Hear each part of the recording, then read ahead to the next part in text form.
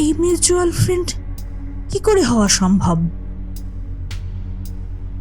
কারণ এবার কালের mutual friend হলেন ওদের স্কুলের ইংরেজি শিক্ষিকা করবী মিস। স্কুলে থাকতে করবী মিস ওদের ডিবেট ক্লাব, কুইজ ক্লাবের পৃষ্ঠপোষক ছিলেন।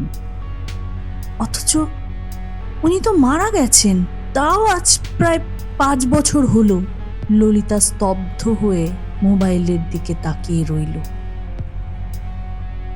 বিষয়টা যেন ধীরে ধীরে আরো অদ্ভুত হচ্ছিল। মৃত মানুষের প্রোফাইলে তো নতুন করে আর কাউকে বন্ধু হিসেবে গ্রহণ করা সম্ভব হয় না, কাউকে ফ্রেন্ড রিকোয়েস্ট পাঠানো যায় না। আর এই অচেনা মানুষটাই বা কেন মৃত একজন মানুষকে বন্ধু হওয়ার অনুরোধ পাঠাবে?